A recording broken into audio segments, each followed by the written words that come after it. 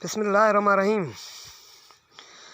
कैसे हैं व्यूअर्स आप सब? उम्मीद है आप बेहतर होंगे। तो सर जी, ज़िंदगी इतनी आसान है नहीं जितनी दिखाई देती है, और इतनी मुश्किल भी नहीं है जितनी दिखाई देती है। दरअसल ये एक निज़ाम है नेचर का, जिसे आप चेंज नहीं कर सकते और न इस पे आपका कोई बस भी चलता है। आप देखते हैं कि ये जो सारा सिस्टम है, ये जो सारा निज़ाम है, ये चल रहा है। आपने कभी सोचा है, कभी महसूस किया है कि इसमें आपका क्या शेयर है? किसी चीज़ पे आपका कौन सा बस चलता है? आपका अपनी माँ पे बस चलता है, आपका अपने बाप पे बस चलता है, आपका अपने भाइयों पे बस चलता है, आपका इस नेचर पे बस चलता है। आप चाहें कि ये सूरज रुक जाए तो वो रुक जाएगा। आप चाहें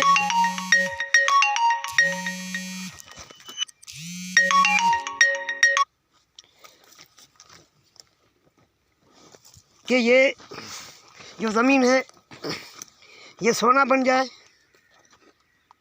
आप चाहें कि जो भी खुशियाँ हैं वो मेरी मर्ज़ी के मुताबिक हों। आपके बस में है कि आप चाहें कि जो भी रिश्ते हैं वो मेरी मर्ज़ी के मुताबिक हों। आप देख सकते हैं, एक ही जगह पे मैं खड़ा हूँ। यहाँ पे आपको ग्रीनरी भी मिलेगी, तो आपको यहाँ पे बयाबान भी मिलेगा, ये आपको झाड़ियाँ भी मिलेंगी, और ये आपको गहराबाद ज़मीन भी मिलेगी।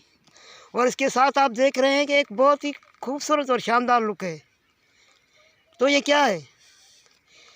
इसको सरसब्ज़ बनाने वाला कौन है? इसको झाड़ी बनाने वाला कौन है? इसको बयाबान बनाने वाला कौन है? तो ये एक निज़ाम है, उस निज़ाम के मुताबिक हमें चलना है। जैसे ये सारी जीवन चल रही है, और मसला तब होता है जब हम उस नेचर में इंटरफेयर करते हैं, उस नेचर में मुदाखलत करते हैं।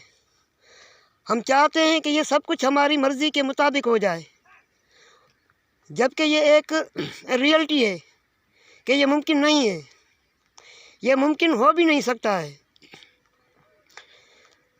तो ज़िंदगी में आप अपनी जो ख्वाहिशें हैं, उन ख्वाहिशों को आपको दूर करना होगा। मतलब ये नहीं है कि आप गाड़ी पे चलना छोड़ दें, मतलब ये भी नहीं है कि आपका कोई अच्छा सा घर ना हो, मतलब ये भी नहीं है कि आप एरोप्लेन पे न चढ़ सकें, मतलब ये भी नहीं है कि आप किसी इदारे के सरबराह हों। बिल्कुल भी, हरगिज़ भी इसका मतलब नहीं है। मगर आप देखें, आप ही खुद से ही पूछें, जब आप अपना कंपैरिजन किसी और के साथ करते हैं, और ये हम सब के साथ होता है, आपके साथ, मेरे साथ, और जो भी हम हमारे साथ हैं उन सब के साथ होता है, कि हम कहते हैं कि यार ये जो इस पोस्ट पे बैठा है तो ये किस वजह से, इससे तो ज़्यादा मैं अच्छा हूँ। और यहीं से प्रॉब्लम शुरू होता है, स्टार्ट होता है। तो हमें किसी के साथ कंपैरिजन नहीं करना चाहिए, हमें खुद से कंपैरिजन करना चाहिए कि मुझ में क्या क्वालिटीज़ हैं।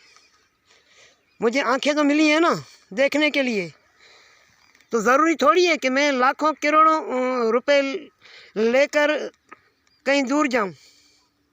मेरे तो नज़दीकी, मेरे तो पास ही वो सब कुछ पड़ा हुआ है कुदरत की तरफ से। आप देखें खूबसूरत नज़ारे, आप बाहर निकलें तो आपके वो सामने होंगे। मगर फ़र्क सिर्फ ये है कि आपने आपके अंदर वो जो देखने वाली सलाहियत है, आपके अंदर वो जो सोचने वाली सलाहियत है, आपके अंदर जो कुछ कर गुजरने वाली सलाहियत है, उसको आपने किसी दूसरे से कंपैरिजन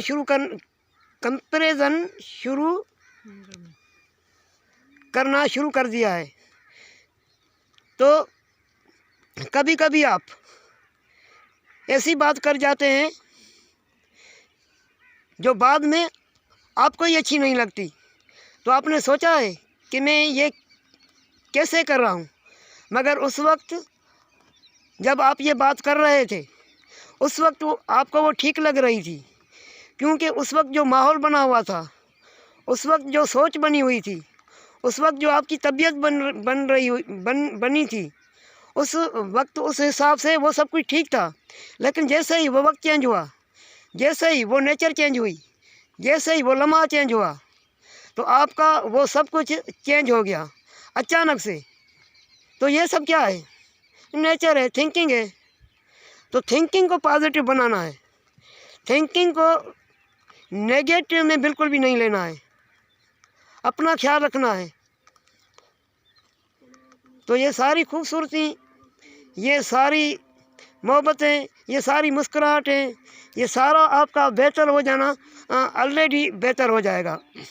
उम्मीद करता हूँ कि आप मुझे अपनी राय देंगे, मुझे अपनी दुआओं में याद करेंगे और मेरे लिए दुआ करेंगे कि मुझे ये जो मेरे परवरदिगार ने मुझे खूबसूरतियाँ दिखा रहा है, तो उसमें मज़ीद निखार आ जाए। मैं उम्मीद करता हूँ आप सबसे कि आप कोशिश करेंगे ख़ुद को बेहतर बनाने की। आपका जो जहन जो इस मुआशरे की वजह से डिस्टर्ब है, उसको पॉजिटिव की तरफ लेके आएंगे। और ये बहुत आसान है। आपको स्टार्टिंग में लगेगा कि ये मुश्किल है, ये कैसे हो सकता है, ये कैसे मुमकिन है। तो नेचर के पास कुछ भी मुमकिन नामुमकिन नहीं है, उसके बाद कर गुजरना है। वो करती जाती है, वो करती जाती है।